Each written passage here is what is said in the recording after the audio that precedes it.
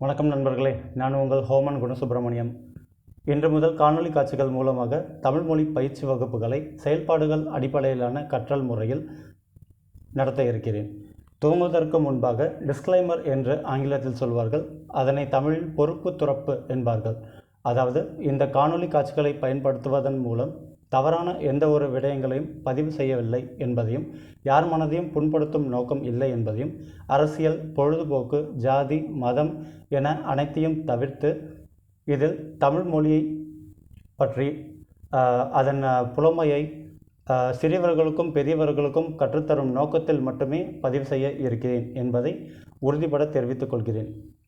10 வயதுக்கு கீழ் உள்ள குழந்தைகள் இந்த காணொளி காட்சிகள் மூலமாக பயிற்றுவிக்கும் பொழுது இந்த காணொளியை முதலில் பெற்றோர்கள் அல்லது பெரியவர்கள், வீட்டில் பெரியவர்கள் யாரேனும் முழுமையாக பார்த்த பின் குழந்தைகளுக்கு தாங்களே பயிற்றுவிக்க வேண்டுகிறேன்.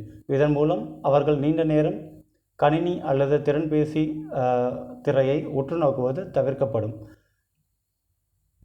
மேலும் இதனால் கண்கள் பாதிப்படையாது. அவர்கள் நீண்ட நேரம் திறன்பேசியை பயன்படுத்துவது குறையும்.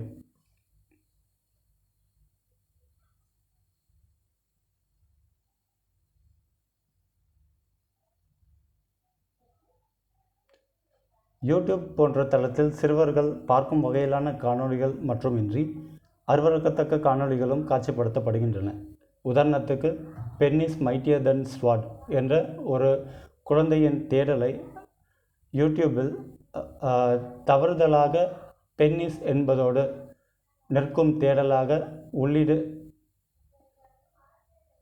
உள்ளிட நேர்ந்தால் அதில் வரும் காணொளி காட்சிகளை நீங்களே ஆய்வு செய்து பாருங்கள்.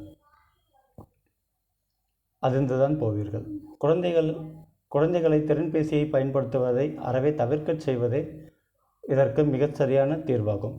கண்களும் பாதிப்படையாது, மனங்களும் சலனம் கொள்ளாது. பல பெற்றோர்கள் தங்கள் திறன்பேசியையோ கணினியையோ குழந்தைகளுக்கு ஆன்லைன் வகுப்புகள் என்ற பெயரில் படிப்பதற்காக கொடுக்கும் பொழுது உடனிருந்து கவனிப்பது கிடையாது.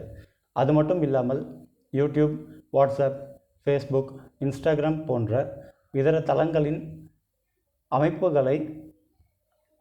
அமைப்புகளில் வழங்கியுள்ள பிரைவசி ஆப்ஷன்ஸ் அல்லது பிரைவசி செட்டிங்ஸ் எனப்படும் தனியுரிமை கொள்கை மற்றும் குழந்தைகளுக்கான அமைப்புகளை யாரும் மாற்றி வைப்பது கிடையாது.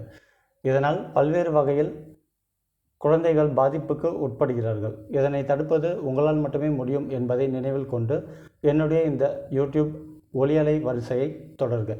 மீண்டும் ஒரு காணொளி வாயிலாக சந்திப்போம். நன்றி.